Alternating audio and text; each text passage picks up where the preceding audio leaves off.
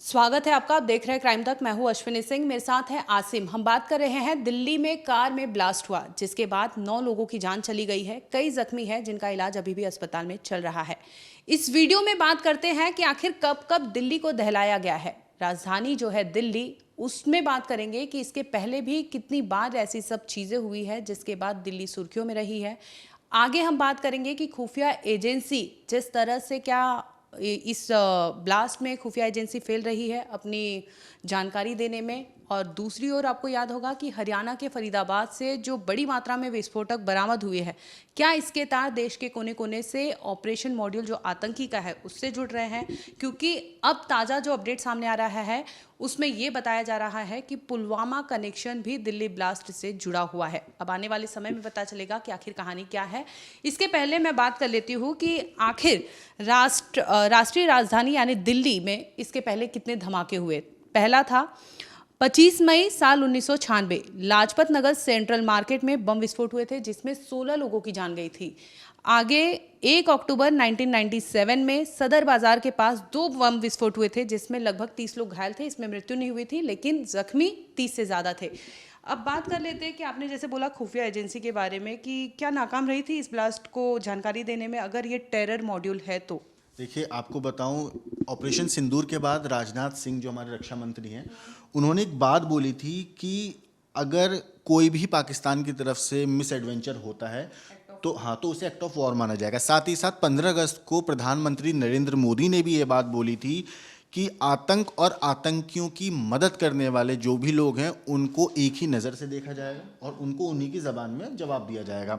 साथ ही साथ उन्होंने ये भी बोला था कि ऑपरेशन सिंदूर के बाद कि अगर भारत के खिलाफ किसी भी तरीके का कोई भी अटैक होता है तो उसको एक्ट ऑफ वॉर में माना जाएगा।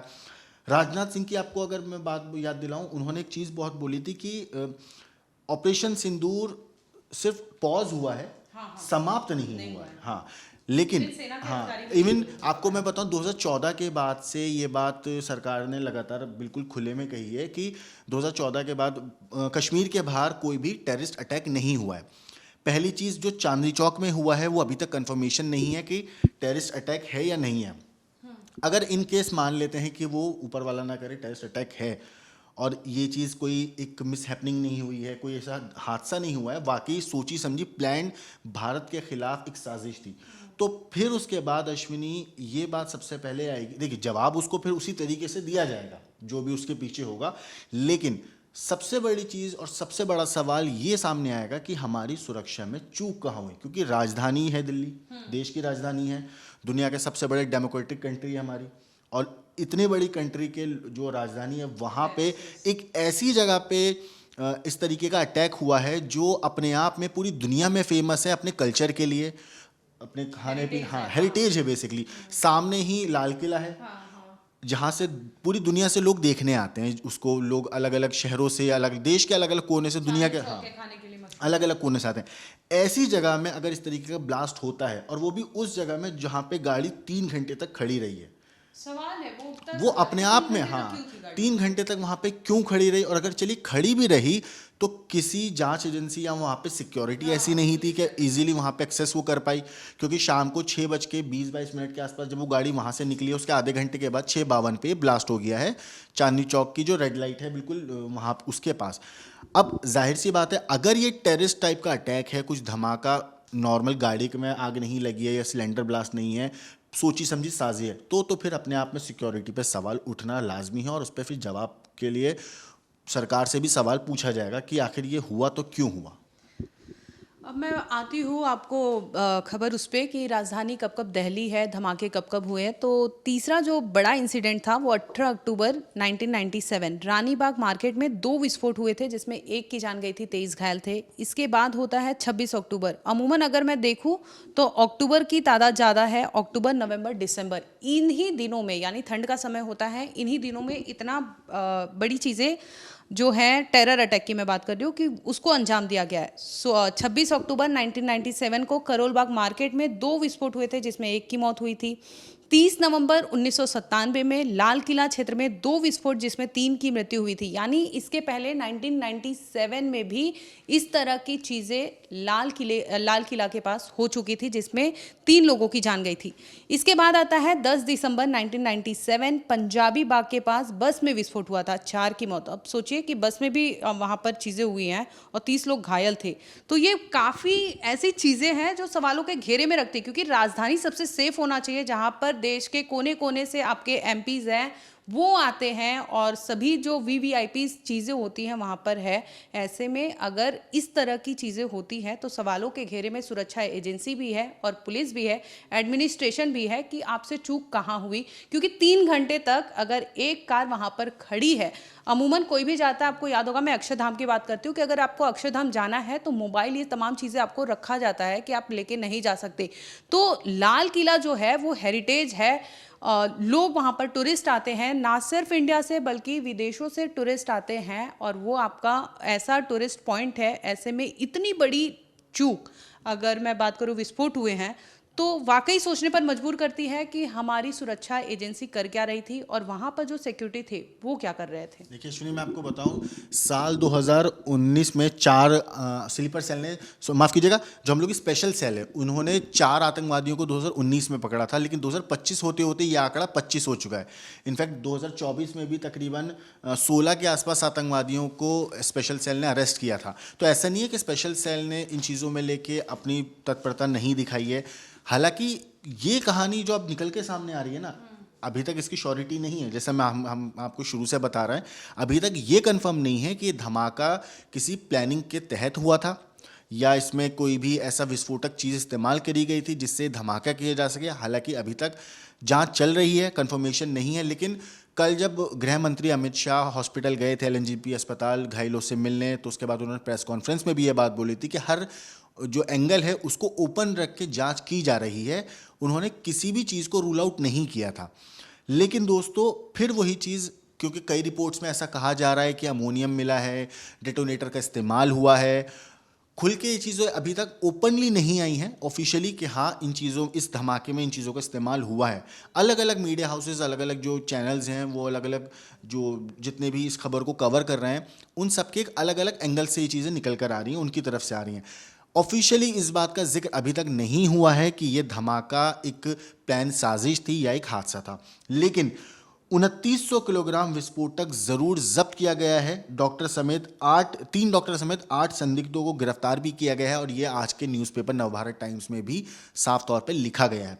आपको बता दूं दोस्तों, देश भर में आतंकी कई ऐसे मॉड्यूल्स हैं जो सक्रिय हैं, जिनका जिक्र जो है लगातार काफ़ी टाइम से चल रहा है कि वो लोग देश के अंदर कुछ अलग करने की कोशिश कर रहे हैं, कुछ हाँ एक्टिव रहते हैं।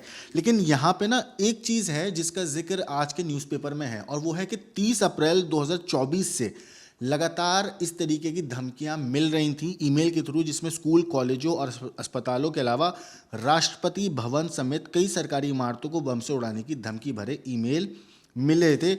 इस वजह से 1.5 साल से दिल्ली एनसीआर में पैनिक का माहौल बना हुआ है। केंद्रीय जांच एजेंसियों से लेकर दिल्ली पुलिस अब तक इनकी तह तक नहीं पहुंच सकी है।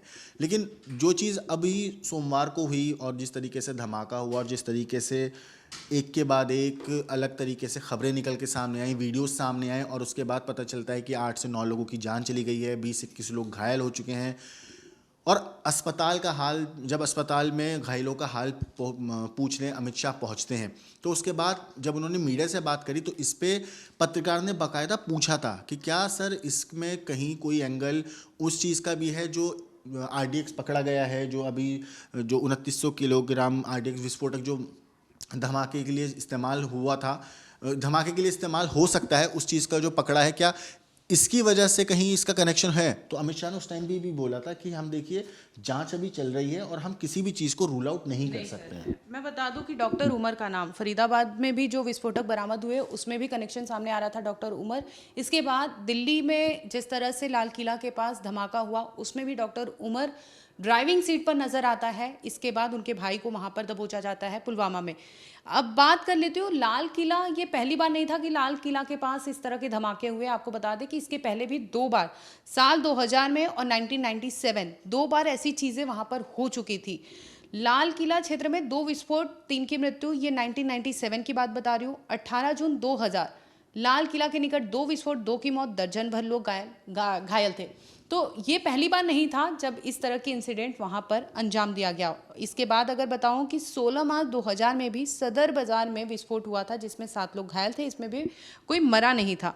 लेकिन ये कहानी यहीं रुकती नहीं है। 2000 से 2006, 2005 में और भी एक जगह होती है, फिर 2008 करोल बाग, 2008 महरौली के फ्लावर मार्केट में विस्फोट होता है जिसमें 3 लोगों की मौत होती है। इसके बाद सितंबर 2011 में हाईकोर्ट के गेट नंबर 5 के सामने धमाके हुए थे जिसमें 15 लोग के मारे जाने की खबर आई थी। तो ये पहली दफ़ा नहीं था कि दिल्ली में इस तरह की चीज़ें हुई हो या धमाका हुआ हो। बहुत बार ऐसी चीज़ें सामने आई थी, लेकिन फिर भी यहाँ पर लैप्सेस या सिक्योरिटी लैप्सेस की मैं बात कर लूँ, सुरक्षा एजेंसियों की बात कर लूँ, कहीं ना कहीं सवालों के घेरे में होते हैं।